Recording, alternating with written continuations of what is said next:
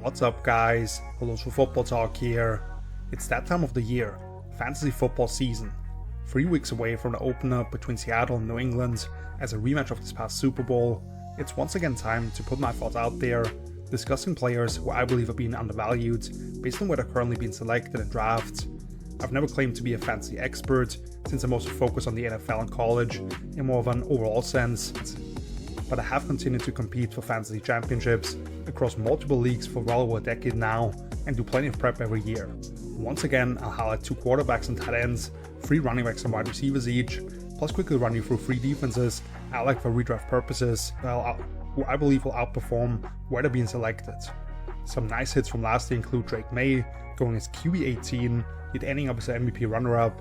Jonathan Taylor is a late second rounder, looking as if he was running away with the most points for any fantasy player for like the first 10 weeks. Eventual offensive rookie of the year Tetra McMillan going as wide receiver 30, and buying as low as ever on Kyle Pitts going at the very end of drafts. Those players helped me win my 2 main leagues last year, so let's hope I can repeat that and help you guys find similar success. Before we get to the names, let me quickly ask you to please leave a like and subscribe for more general NFL content. And please bear in mind that at this point I've only seen very limited preseason action to get this out early for you guys. Of course, if there are any major stories to track based on who's played when or players getting hurt, that needs to be factored in. Now let's show you how I went about this. So what we'll do here as we go through these slides, with some highlights for each of them mixed in, is contrast every player's average draft position versus my personal rankings, position and overall. Thanks to 4for4 Fantasy at this point for helping provide these ADPs, which are a combination of ESPN, Yahoo, Sleeper and Underdog redraft formats based on half PPR scoring, my preferred setting, as of August 16th when I'm recording this. I'll also throw in some other names I was considering at the end of each position group, and I'm happy to share more general thoughts in the comments if you're interested in my opinion on this stuff. But now, let's get started with quarterbacks, and the first name up here is Justin Herbert of the LA Chargers.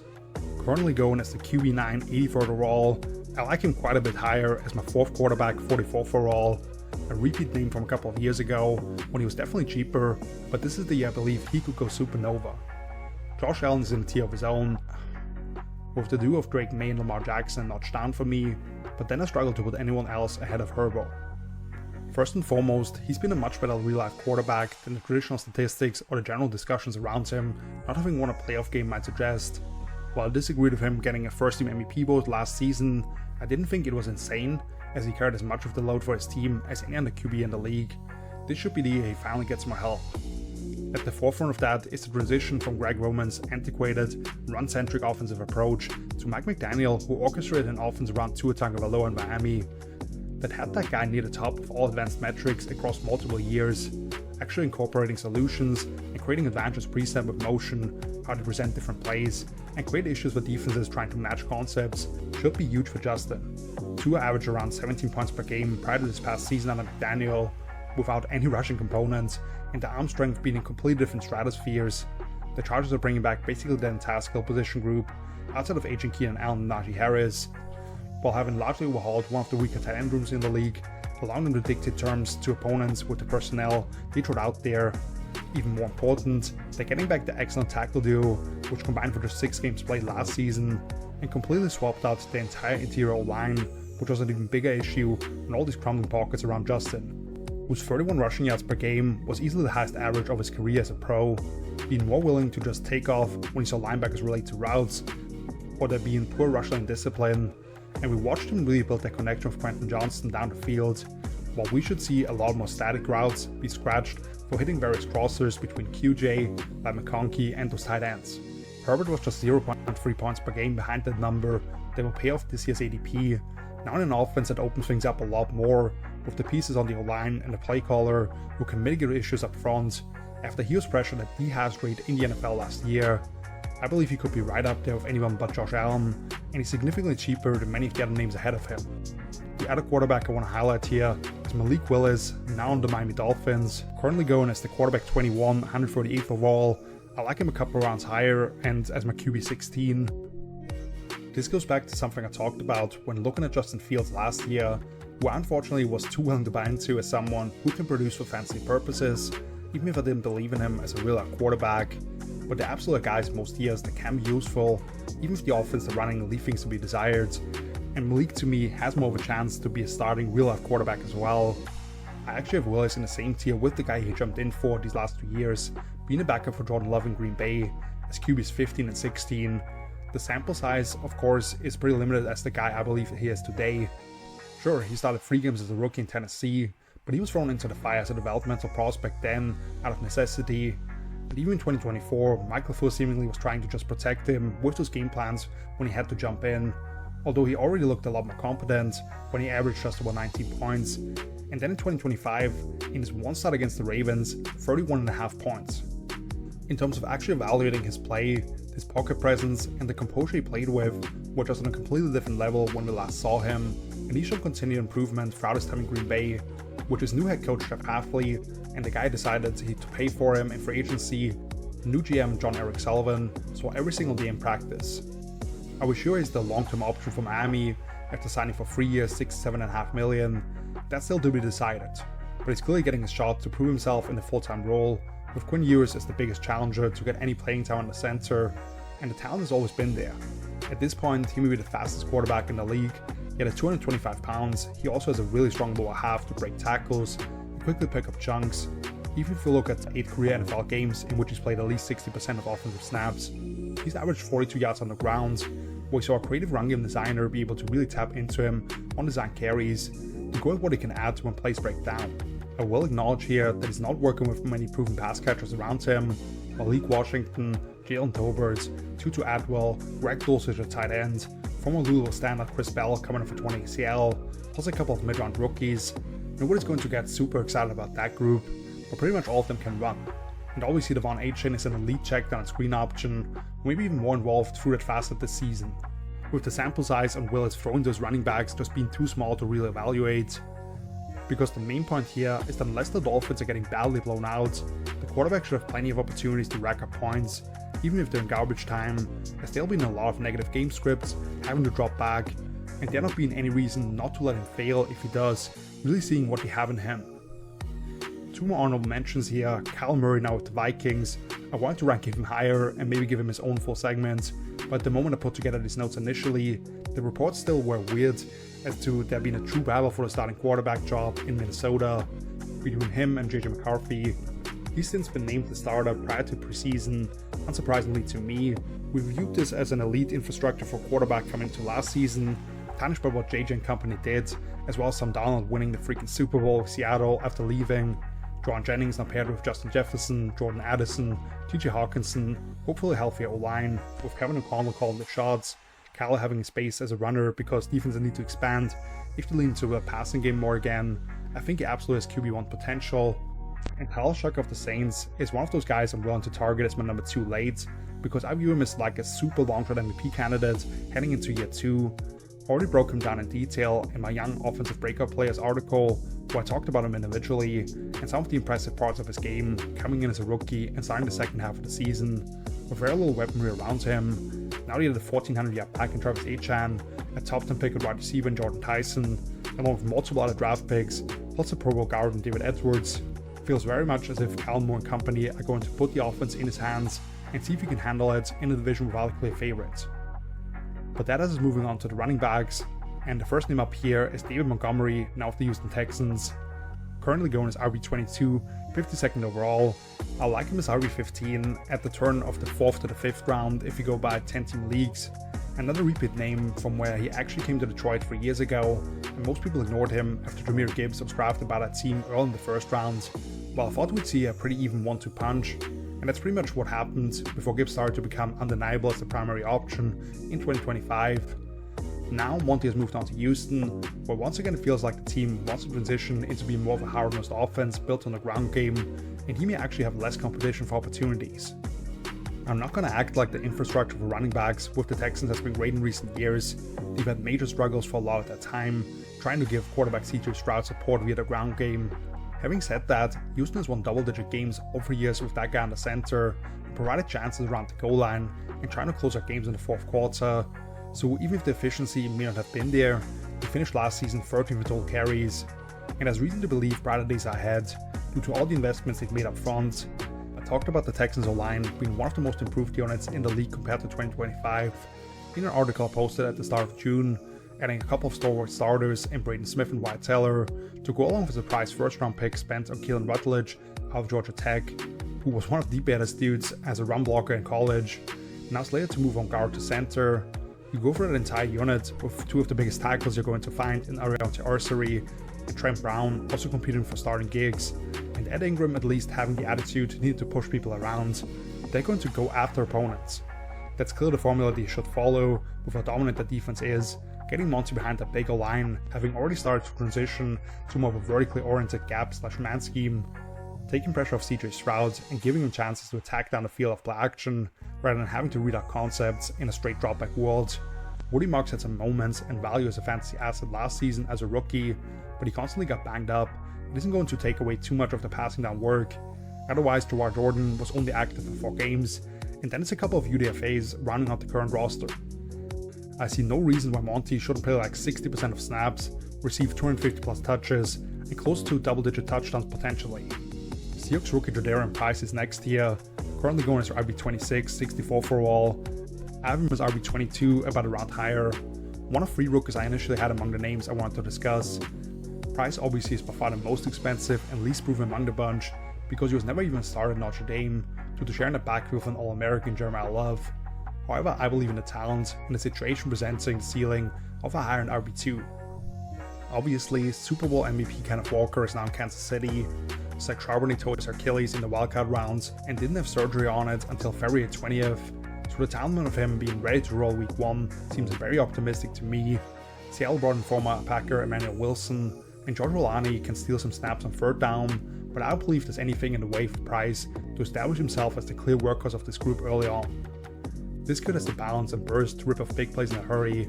What really stood out to me watching him was the ease at which he could bend his path as a runner without cutting down his stride length or losing speed, and then how many whoopie tacklers simply bounced off his quads. Last year he forced 36 missed tackles on just 119 offensive touches and showcased impressive vision in the open field, both on offense and as a kick returner. I was definitely surprised to see him weigh in at only 205 pounds at the combine, but he had an excellent on-field workout there, and I have no concerns about his size or physicality as a primary ball carrier.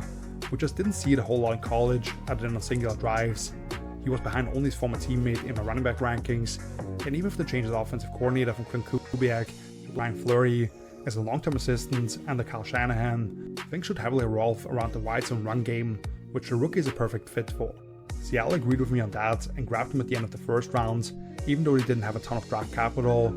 Even if the formula for them is similar to last year, where the run game initially was mostly relied upon as an end to the means, trying to set up those aggressive play action shots, that presents plenty of carries and opportunities near the goal line.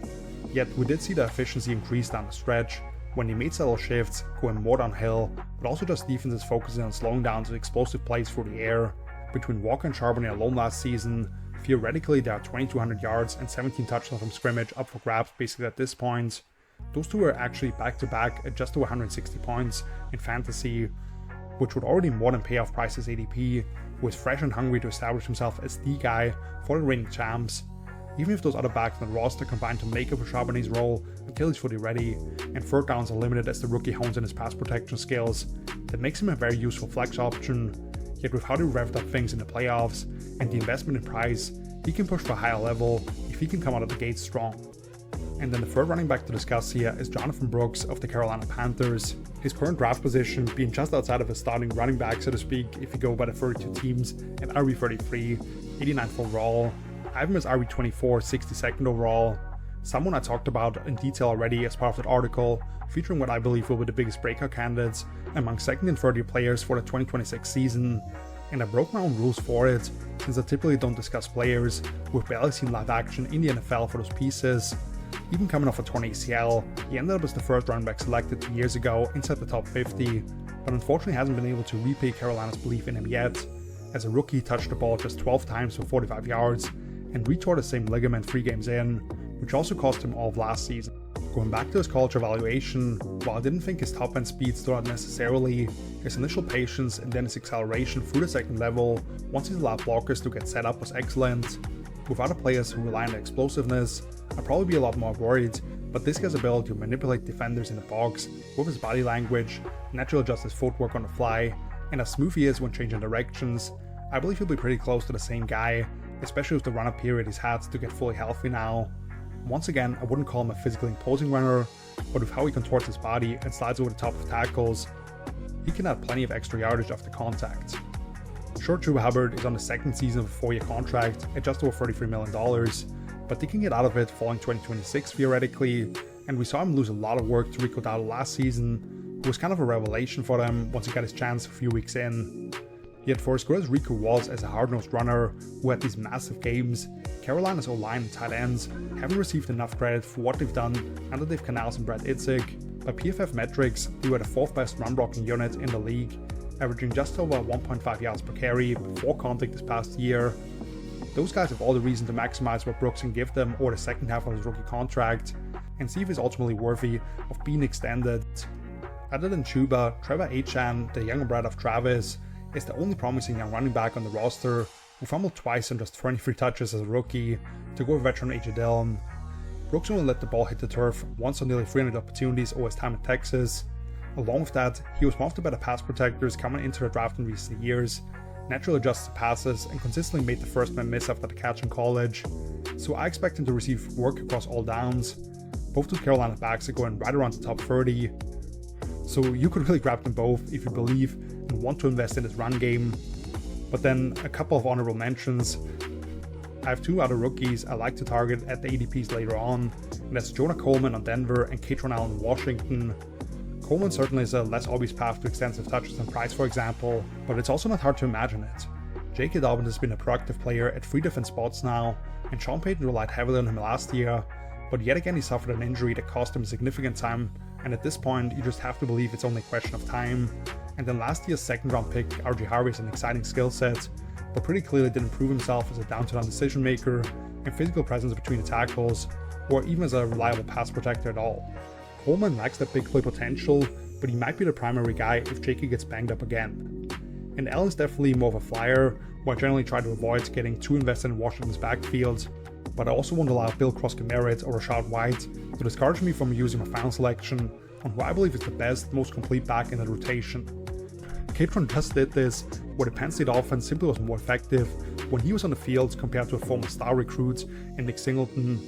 Run, catch, block, he does all of those at a solid level, and looked pretty good on extensive touches in his preseason opener. Of course, pay attention to the Josh Jacobs situation, where Marshall Law could suddenly go from undrafted to super relevant for fantasy for the Packers. I definitely thought he had the talent to be coming out of USC, he just hasn't gotten his chance yet. As we transition to wide receivers, we stick in the NFC South and talk about Emeka Egbuka of the Tampa Bay Bucks, currently going as wide receiver 16, 36th overall. Not a whole lot higher, but we're basically using a 3rd pick on him, as I have him as wide receiver 13, 29th overall. Kind of a weird situation as you reflect on what we've seen so far from Egbuka, where he was the frontrunner for Offensive Rookie of the Year mid-season, but then fell production-wise in 2025. Part of that was getting a little banged up with a pulled hamstring, which he possibly returned from too early, not actually missing a full game, as well as being put in a more static role once Mike Evans had gotten hurt, and one of the Bucks' offense feeling more boxed in, with quarterback Baker Mayfield battling for an injury himself, and the vertical passing attack vanishing to a certain degree. As we go through the weekly logs, Emeka came out of the gates hot, posting between 8.5 and over 24 points each of the first 5 games. Only once the rest of the way did he even surpass that lower mark, with plenty of true stinkers along the way, and yet he finished as a wide receiver 18 at the end of the season. You wouldn't love how the point totals were distributed necessarily, but if he just repeated that season, he'd already basically pay off his ADP. Now, just based on player development, for as pro-ready as Egbuka clearly was already, he should be even better individually. He already showcased excellent spatial awareness at a young age. He generally offers a dependable style of play, with a drop rate of over 11% simply not being reflective of who he was throughout his career at Ohio State, when that percentage was less than half. What's most impressive for a young player, however, is his route running acumen, where he already deploys false indicators and sets up double moves to keep defenders off balance. Yet he also has enough juice to go over the top, where we saw him just run away from the outside corner when the defense was playing quarters and the safety would step down or they'd rotate coverage. That pair with a gunslinger like Baker Mayfield makes me believe Egbuka could explode this season. To me, he should see a massive target share, and the new offensive coordinator Zach Robinson, who still has yet to prove himself in that role, but understands how to move his top options around and following the pass game through them, as you look at his background with Sean McVay, and even what we saw from Drake London and Kyle Pitts late on in Atlanta. Jalen McMillan is back after missing most of last season, and they drafted Georgia State's Ted Hurst in the 3rd round this past April, but both of them profile as more so these big-bodied X's who can stretch the field and be ball winner types on limited targets. Meanwhile, Luka is primed for the Z role, where he'll be moved around a lot, in and out of stacks, creating leverage advantages, and just being provided those running starts to threaten whoever's asked to match him right away. The ball already went his way 160 times as a rookie, but the rate of uncatchable targets went from just 13 to 46% over the second half of that season, so if that just evens out again, he could be a fantasy star. And I feel similar about Ladd McConkey of the LA Chargers, currently going as wide receiver 20, 43rd overall. I like him close to a round higher at wide receiver 16. Fairly similar situation here, with clearly a highly talented wide receiver who may not be the biggest dude, but his style of play immediately translated to the pros. The difference with Ladd is that rather than his rookie season being a tale of two halves, he put together an awesome first year with the Chargers, going off for 1,350 yards and 8 touchdowns across 17 games, including going for 200 in the wildcard round loss against the Texans defense that was turning into that dominant unit we know now. He had on 6 fewer targets in year 2, he didn't even cross 800 yards as he was battling nicks and bruises, while never truly settling into a role that allowed him to be featured on a weekly basis. Don't get me wrong here to begin with, Ladd can absolutely line up wide and just route corners up or run past them at times. However, he's 6 foot 185 pounds, and you're not maximizing what he can do for you if he's not being moved around and the balls do come out quickly because the quarterback can't be protected. That's where a lot of the same talking points come back up from the Justin Herbert conversation as LA brings in Mike McDaniel to open up the offense and give their receivers chances to catch the ball on the move. Jalen Waddle still had 100 targets in Miami last season, but the 2 years prior, when they had him and Tyreek Hill together, those two combined for an average of 240 targets. We actually saw them run a lot of 21 personnel, which Mike also brought over fullback Alec Ingold, plus they added a couple of tight ends from the AFC North. And where we see some misunderstanding from people is the thinking that those packages wouldn't be beneficial for the actual wide receivers on the field. What it does in fact is focus targets more on those guys, especially as we think about where the differences could be with Justin Herbert having the arm talent to hit more shots down the field off play action when they go heavy. Ladd clearly is one of those 2 receivers that want on the field for the majority of snaps, because he can do it all, go over the top, sail down between zone defenders, or replace those if Mike taps back into those spacing style RPO concepts, put defenders on the heels before breaking off the routes, and then create after the catch. I'd think Quentin Johnston is the second option because of what he can do running away from people on crosses and post routes. The only addition they made was Mississippi State's Brandon Thompson at the top of day 3 from this past draft, who is 5'9", 170 pounds soaking wet and a rather limited player, so by not re-signing Keenan Allen, yet at least, that should open up chances for Ladd to be more present in the slot when they go to 11 personnel, with Trey Harris as more of a sacrificial X who they can put on the backside to go off these condensed splits. I believe Herbert will have an MVP caliber season. QJ is a good option with flexibility further down, but McConkey could easily be the number 1 for fantasy purposes. And lastly, for the wide receiver section, Jalen Coker of the Carolina Panthers, currently going all the way back at wide receiver 56, 131st overall, inside my top 100 at wide receiver 39. Another player I previously analyzed as an offensive breakout candidate for 2026, and I kinda couldn't believe where he was getting drafted currently. The one thing that has changed since I put out that piece is that 3rd round pick Chris Brazell out of Tennessee was lost for his rookie season. As one of the multiple guys that have already gotten knocked out for the Panthers, unfortunately. I'm certainly more worried about their aspirations of repeating as NFC South champions than Coker's impact and production heading into year 3, however. Feel free to read up in detail about how good I believe he already is when on the field. Coker hasn't been able to show it as much as some other guys due to starting his career as an undrafted free agent who had to outshine a 1st round pick in Xavier Legette from the same draft class, clearly beating him out for a starting role in 2 wide receiver sets, yet then having a late start to his 2nd season with a quad strain. In 11 regular season games played, each of his first 2 seasons, he's combined for 65 catches for just under 900 yards and 6 touchdowns, before exploding for 134 yards and a touchdown on 9 grabs in Carolina's narrow loss to the Rams in the wildcard round. Extremely savvy in his routes with how he chooses his stems to provide more space for himself, using head and shoulder fakes, those hand swipes to not get impeded by defenders, and excellent flexibility to get low in his breaks and create separation, super friendly to his quarterback, attacks the ball away from his frame, and hauls him plenty of tough grabs for contact. He went 9 of 11 in contested situations last season, for example. The pure top end speed may be limited, but he stacks and puts DBs on his hip, naturally adjusts to the back shoulder, and provided several explosives that way.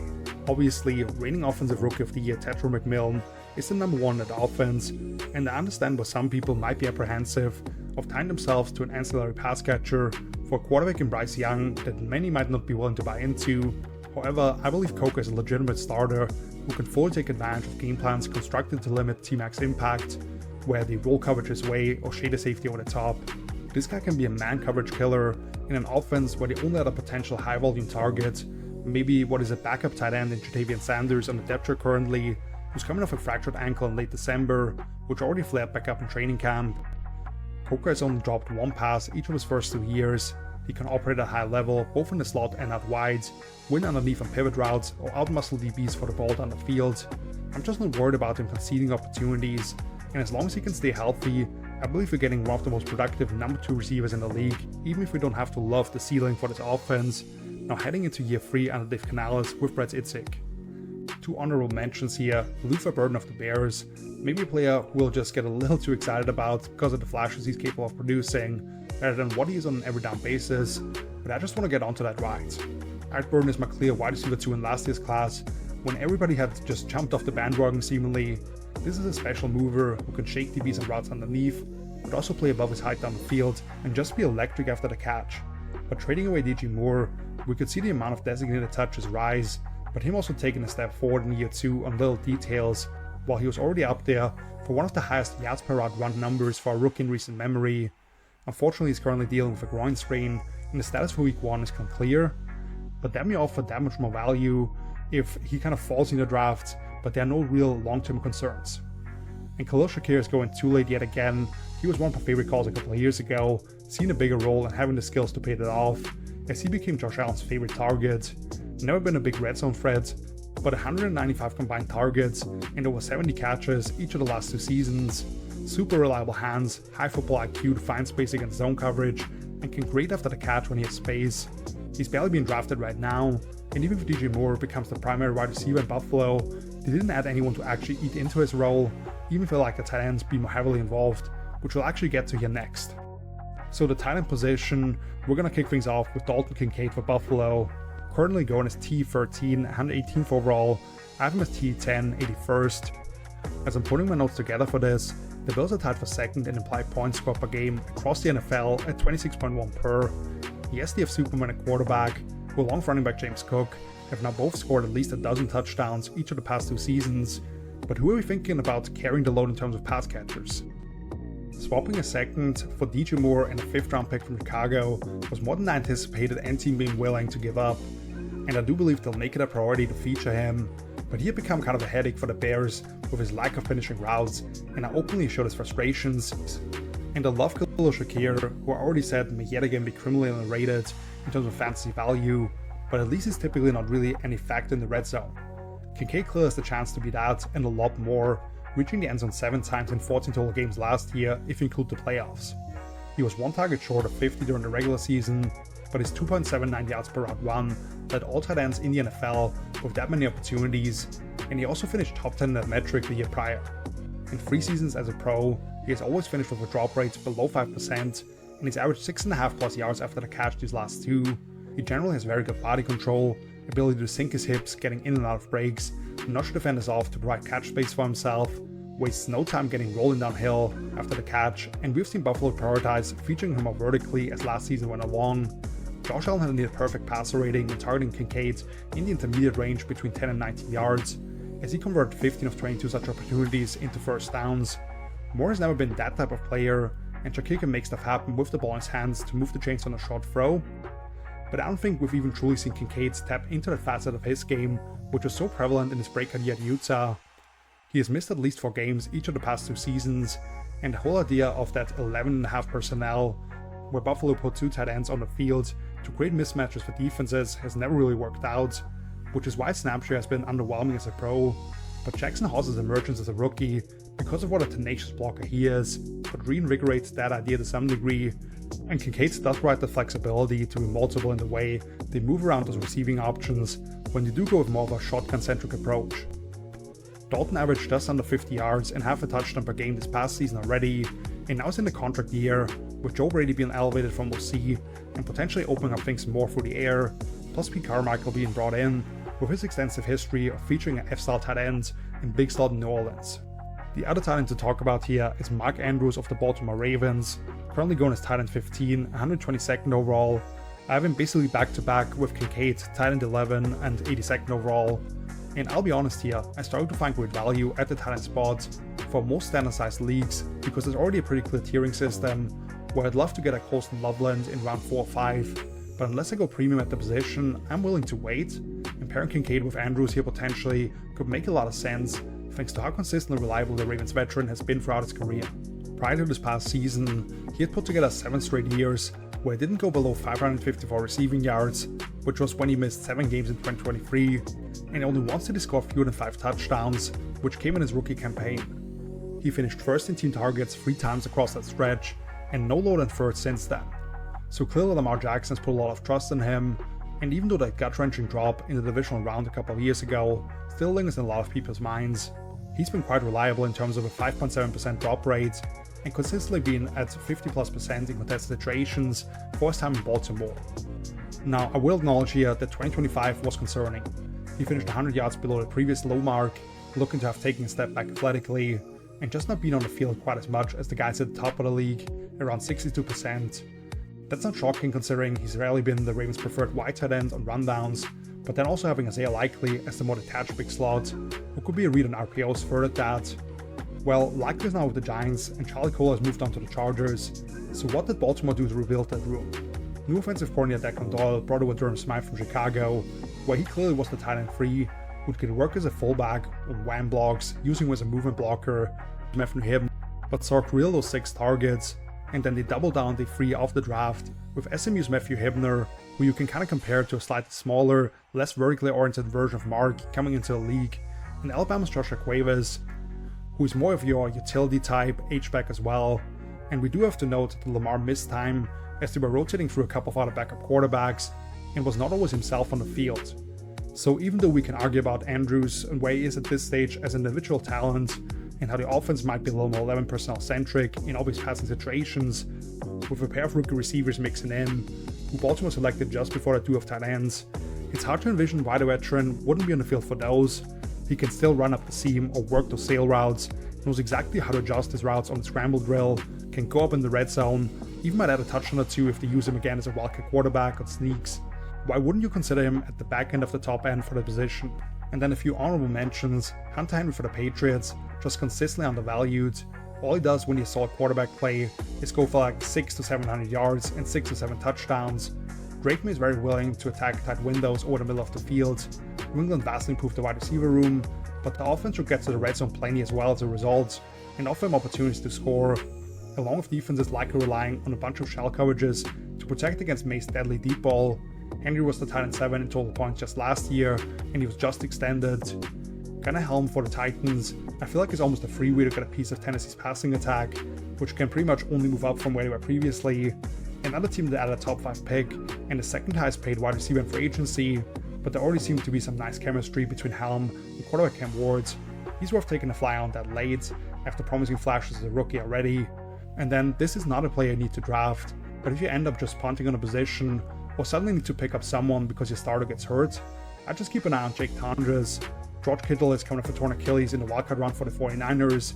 Everything seems to be running smoothly in his recovery, but I'd be surprised if they ask him to travel to Australia for week 1, where the Rams are waiting, really struggled to defend the position last season, and Tondres has been very productive when asked to jump in. After that, you could just drop him if Kittle's back. And then I'll quickly talk about 3 defenses or special teams units, with the first one up being the Baltimore Ravens, going 8th currently among those units, who somehow had a 19th ranked defense for fantasy purposes last year, despite finishing with negative points in 4 of the first 5 games, as guys went down like flies left and right for them, including several key contributors. After the Week 7 bye, they averaged 8.1 points per game, which would have placed them just inside the top 5 overall. That's with the weakest pass rush group in this millennium arguably, as they finished tied for the 3rd fewest sacks in the league with 30. Since then, they signed Trey Hendrickson, who had 17.5 in the previous 2 seasons alone by himself, before missing most of last year with an injury he felt no rush coming back from, due to the contract situation, and they're getting back Nnamdi Madubuike, who was by far the best interior rusher, before a concerning neck injury had us wondering about his career maybe being over.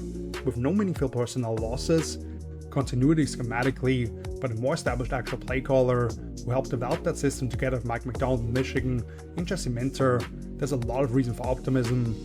The Minnesota Vikings went next, but a couple rounds later even. This one I just don't really get at all, other than maybe people expecting general regression setting in. But you're talking about a defense that under Brian Flores has finished second in type of 50s last 2 years. Yes, they traded Jonathan Grenard to Philadelphia, who was the most productive pass rusher over that stretch, and stalwart safety Harrison Smith finally decided to retire, but that was to bring back most noteworthy names, with a conscious decision to immediately move on from the pair of veteran D tackles that they signed in free agency last year for a couple of highly regarded rookies. They also felt comfortable moving off Grenard because they want to allow Dallas Turner to fully break through, as I wrote about in early July, and could have a more formidable cornerback trio by putting Byron Murphy Jr. back in the slot, thanks to a sneaky low budget addition in James Pierre, getting young up front with one of the preeminent defensive minds in the game, finding his next step of the evolution. There's no reason to expect him to drop off drastically, and they've barely been selected as a starting unit in 10-team leagues.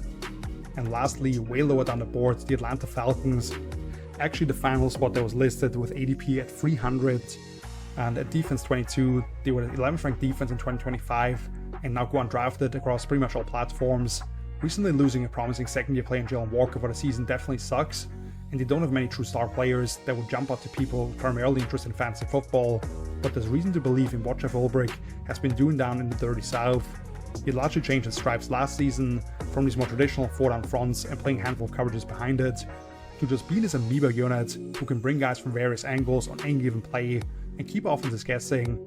Jesse Bates on the back end is still holding his unit together. He added more beef up front to defend the run of lighter boxes and taking a few gambles, including pairing up the two Terrell brothers. But if those pay off, they'll easily outperform the ADP since they're basically free and you can just keep an eye on them on the waiver wire at most. Now, here are all the players and units discussed today once more. Quarterbacks Justin Herbert and Malik Willis, running backs David Montgomery, Jadarian Price and Jonathan Brooks, wide receivers Mecca Ibuka, Ladd McConkey and Jalen Coker, the two tight ends almost going back to back, Dalton Kincaid and Mark Andrews, and three defenses, the Baltimore Ravens, Minnesota Vikings and Atlanta Falcons. Generally a lot of guys who may not be providing the bulk of your fantasy points based on where they're being selected, but that number 2 receiver who really outperforms his draft slot, that sleeper running back you stash for late in the season. I think there's some good stuff here to help you in home leagues. Also, if you're interested in my overall half PPR rankings, the only ones I do, but they generally apply for most formats and can be slightly altered, contact me via one of my social media outlets. I'm happy to send you that Excel file, and you can PayPal me whatever you think that information is worth it to you. Also helpful for season-long player props. But that's gonna do it. Thank you so much for watching. If you enjoyed this video or got something out of it, please do me a favor and leave a like, along with subscribing to the channel if you want to see more. Feel free to drop a name or two in the comments who you'll be targeting or maybe avoiding in your own drafts, and maybe also check out my other content at helloswithfootballtalk.com. I just posted my personal version of the NFL's Top 100 list for 2026. Link to that along with social media handles are below in the video description. I'll be back next week, probably with a video on what's happened during the preseason, and then we already get to my predictions for the entire 2026 season, all the awards, playoff teams, Super Bowl picks. Football is back, and I'd love to have you along for the ride. So until then, see you later. Peace!